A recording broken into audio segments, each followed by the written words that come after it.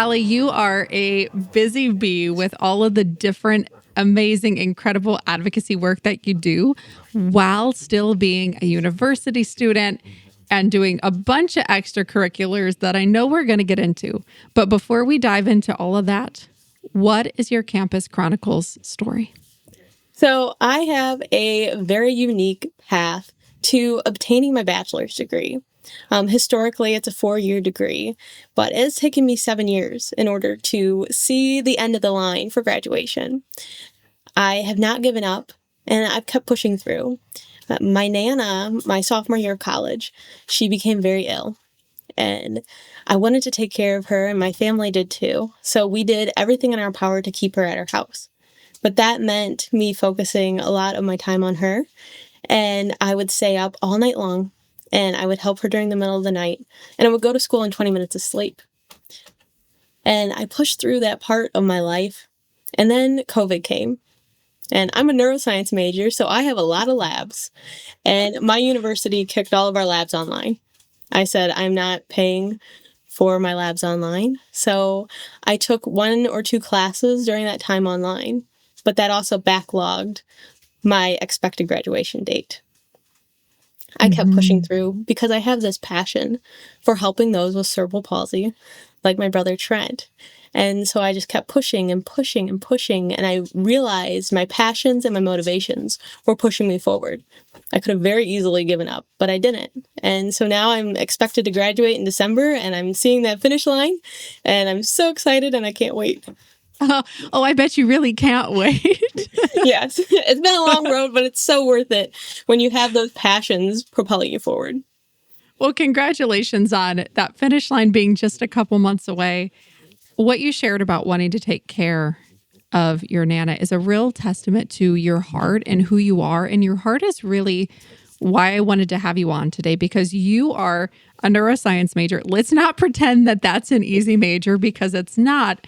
But I also want to shed light on the other work that you do, which is you do a tremendous amount of advocacy work that you briefly mentioned there.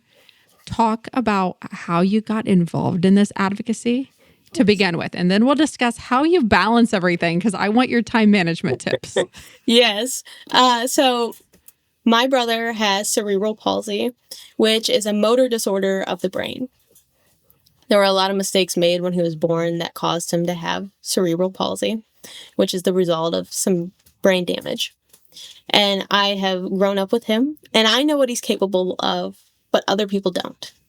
So in the 6th grade, I found my voice, and I found that my voice had power. I began giving a presentation to my peers because they wanted to know how to communicate with my brother. They didn't understand that they just can go up and talk to him, that he's just like everyone else. And I explained that to them.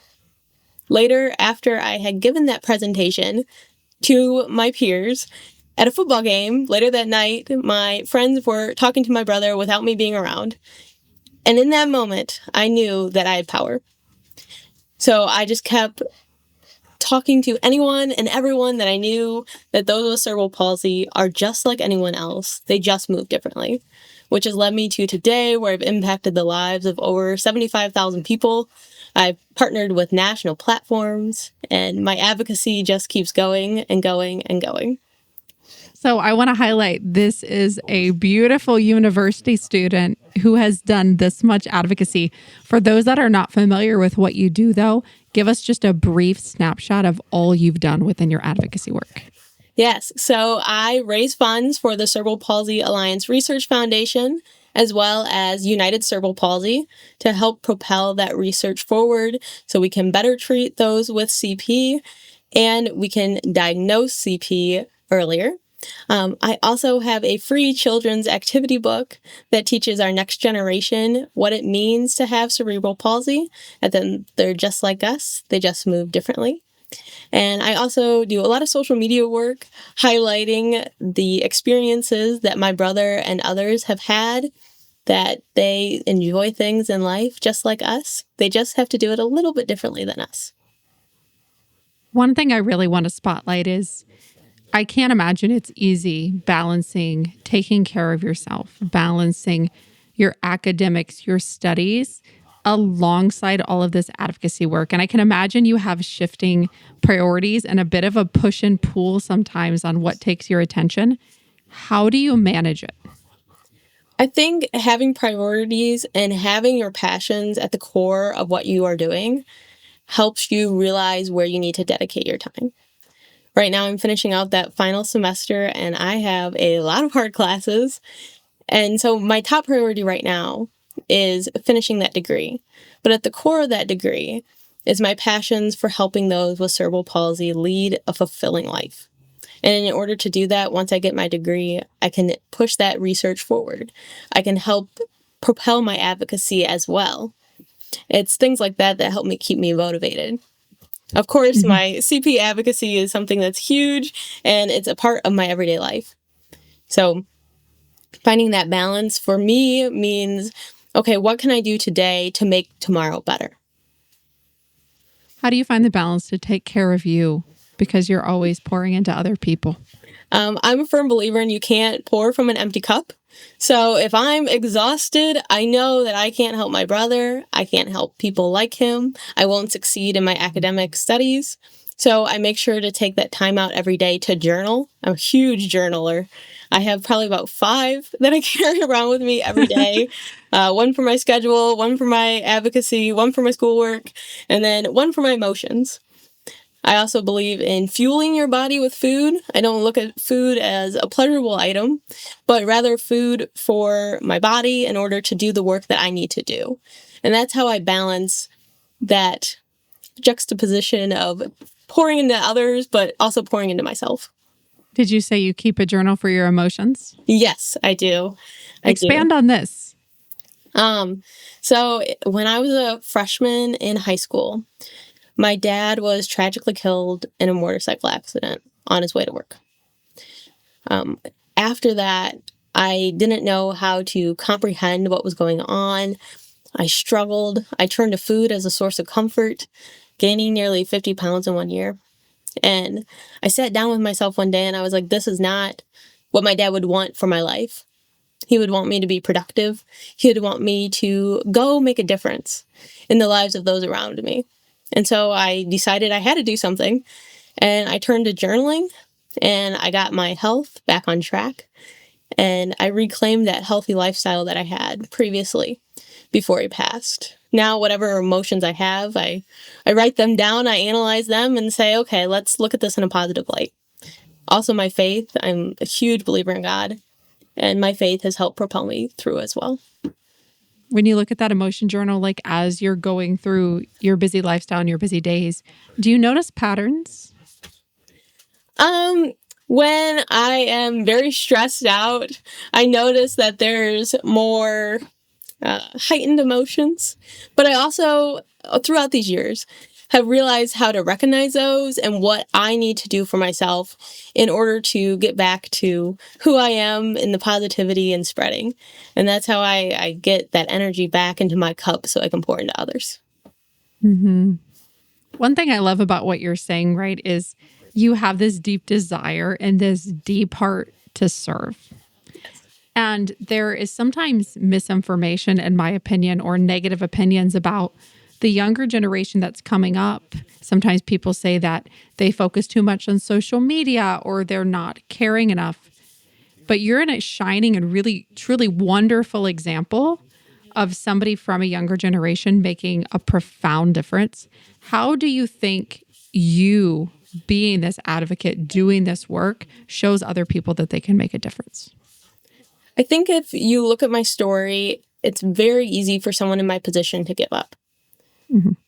But when you have the light of Jesus within you and you have this passion to make a change in the world, you can really do incredible things. I look at my brother every day as my motivation, and he is the key factor in everything I do. He's the reason that I'm pursuing neuroscience because, like you said, it is not easy. It's not an easy course of study, not even a little bit. No, it's not. But when you realize your why and when you solidify that, you are able to do incredible things. What would you say to someone who wants to start advocacy or wants to start speaking out, but they're scared of how other people might think about them? Just do it. When I like it. Yes, I think that jumping into the pool of advocacy can sometimes be scary for people. I know for me, it took me getting up in front of a whole classroom of sixth graders that all have their own opinions. But what I've realized is when you have a passion and you have that drive inside of you and you have motivation from those around you to make a change, you can do it. Always keep your why. When you have a strong foundational why, everyone's opinions do not matter.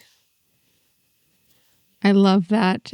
And how, for someone that has not cultivated a why, how do you do that? How did you do that as an example? So I was pretty young when I figured out my why, but it's because I realized that people around me viewed my brother differently than I did. And I said, why do people look at him and just see his wheelchair? He is so much more than that. And I want to make a change. And I made that change by talking in my sixth grade classroom. And so anyone that's looking to form their why, look at for something that you feel like is wrong in this world, that you want to change. How did it affect you? What is your story? And what can you do to make a difference about it? Mm-hmm. And there is so much that does need to be shifted and does need to be changed in our world. So you really are not going to have to look that hard to find something that you feel passionately about and that you want to make a difference regarding. Kalli, I want to shift this conversation in a slightly different direction because it's a curiosity question from me. Have you ever come across someone who perhaps underestimated you because of your age as you do this work? Yeah, I think people look at me and they realize that I'm young, but then I tell them everything that I've done and what I stand for, and then they kind of open their eyes. I've had people doubt me from all aspects, but like I said, when you have that why and that motivation, like I look at my brother and those haters become my motivators. That's a big phrase that I use in my house. But when I have those people that look at me and say, "You're young, you can't do this," I say, "Watch me."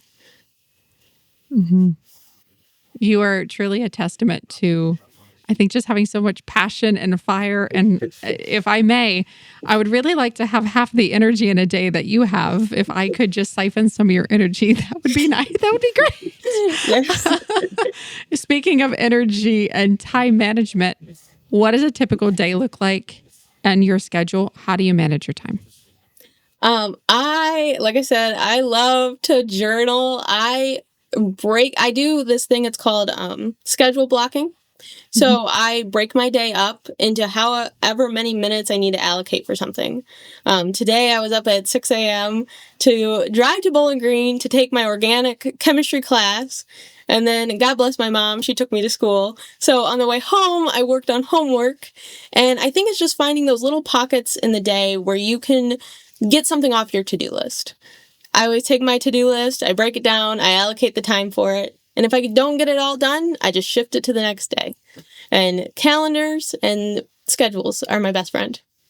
How do you avoid distractions, especially in a world that's full of them, particularly on social media? Yes. I use an app called Focus Friend on my phone, and you basically set this timer and it locks you out of all of your apps. You don't get any notifications.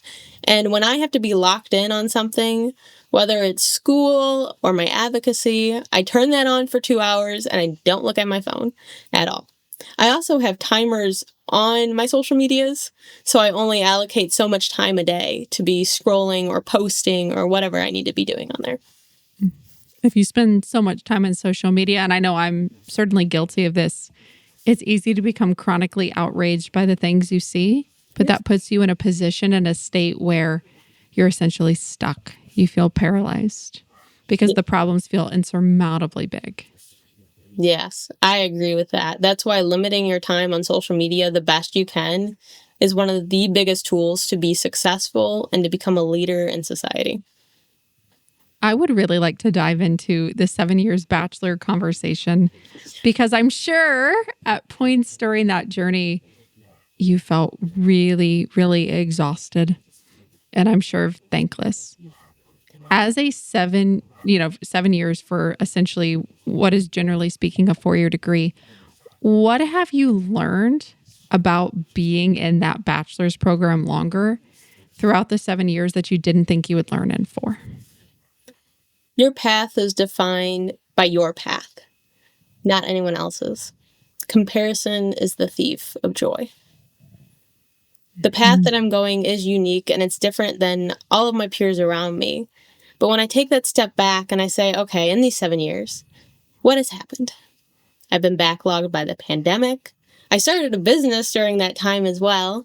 I really ramped up my cerebral palsy advocacy, and I've got a valuable education instead of just a diploma. I know sometimes people will dive in and they'll take 19 credit hours because they want to get the degree done. But I look at education as the foundation for what is next. You can't have a rocky foundation, and if I would have taken those classes during the pandemic, I would have had a rocky foundation for my next chapter in life. I had to choose that for me because that's what was best at the time. For someone else, their story might be different. But not attending labs because we were all locked in our houses is not something that I wanted to do. I wanted that valuable, crispy education instead of just the piece of paper at the end of the tunnel. I love that. Did you ever feel any sort of guilt or shame over the decision, or were you always pretty steadfast? There were times where I was upset that I was going to graduate later than everyone else around me, and I feel like their life was propelling before mine. But my mom and I sat down and had a conversation about it, and she agreed with my decision. She said, "You're in college for an education, not for a piece of paper. If we're going to be paying for this, you're going to get that robust education." And I think having that conversation with her was something that helped me change my mindset and realize that my path is my own and not to compare it to anyone else's. Moms are so special. Oh my gosh, yes. My mom is the most wonderful person that I've ever met. She will give the shirt off her back to someone if they need it. That's beautiful. And I love what you said about the foundation for your next chapter. Yes. What is the foundation that you're building today for your next chapter, and how are you building it? So my next chapter is going to get a master's of psychology. And by building that foundation, I need to have those good classes, be studying my neuroscience classes very intensely and very deeply, but also absorbing the information so I can go and obtain that master's of psychology, which is my next step. But it's also to further my advocacy work. That's something that's deeply important to me, as anyone who's listening has figured out by now. And in order to have that solid foundation, I need to continue to advocate in any area of life that I can, regardless if it's just going into a smoothie shop and speaking my mind about there not being a door that my brother is able to open, or going and saying, hey, this trash can's inaccessible because someone that uses a wheelchair can't open it. It's little things like that that help build that solid foundation to get on that larger stage and confidently share my message. Is the goal to become Dr. Gregory? Yes, it is. I assumed. Yes. I want to become a pediatric neurologist. That's my end goal. My brother was doubted by a lot of neurologists because of what some brain scans said. And I know that's not true, so I want to give my patients hope. And that's the end goal, regardless of how long it takes me to get there. That's the end goal. Well, from the conversation we've had, I don't think it'll be too challenging for you to stay motivated with the tools that you're using. And I think really just the passion and the energy that you have as a person. I want to ask you an interesting question. So if you were going to give 3 pieces of advice to university-age students, what would those 3 pieces of advice be? Don't compare yourself to others. Comparison is the thief of joy. That's advice number 1. Advice number 2, Your path is your own. Regardless of how you get there, it doesn't matter. As long as you finish what you started. And piece number 3, have motivation outside of just getting a diploma to your degree. Regardless if that's, I want to help kids.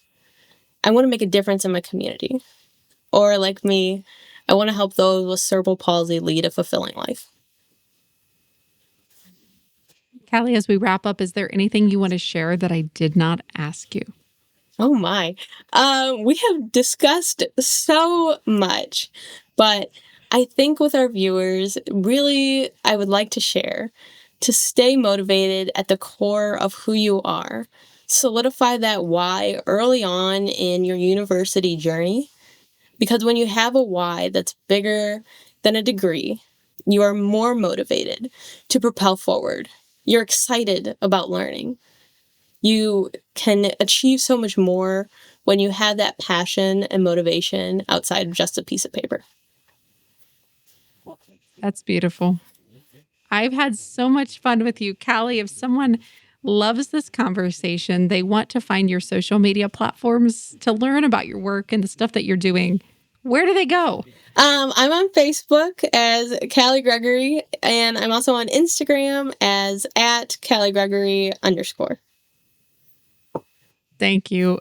I think your message really resonated for me. I likely have not shared this on the podcast before, but similar to Kalli, I started in volunteering, advocacy, service, whatever word you would want to use, fairly young. I trained therapy dogs and then took those to nursing homes. And like Kalli, I actually have a children's book. So I love to spotlight people who have something that they truly and deeply care about, and then what they do with that in the world. And I think Kalli is a beautiful example of, this is my lived experience. These are the things that I have seen.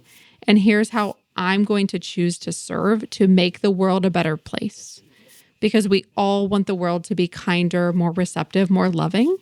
But until we actually take the action that we can take, that we have a passion for, the world will likely be stagnant. So huge applause to people like Kalli who are balancing university, who are balancing coursework, balancing jobs, and still doing all this. So you have a lot of applause from me, and I know from all of our listeners too. So thank you for coming on. Oh, thank you so much for having me. This was wonderful, and I wish all the viewers luck with their university journey and their life journey. Well, Kalli, thank you so much for joining us, and thank you everyone for joining us on another episode of the Campus Chronicles podcast. So if today's episode gave you life, perspective, or just a much needed moment to breathe in a busy world, I don't want you to keep it to yourself. Share it, tag us, please send it to a friend who needs to hear it. And if you're not on our newsletter yet, what are you doing? Go to campuschroniclespod.com and join the crew. We have all the behind the scenes things, unfiltered thoughts from me and the team, bonus resources, and insider only invites to events, giveaways, and things that we really don't post anywhere else. I promise I'm not going to spam you. It's just the good stuff straight to your inbox. Being in university is wild enough. You don't need to miss out on what matters. Sign up now and let's make this next semester the one that you stop surviving and start thriving. Until next time, stay bold, stay curious, keep writing your own chapter. This is Campus Chronicles.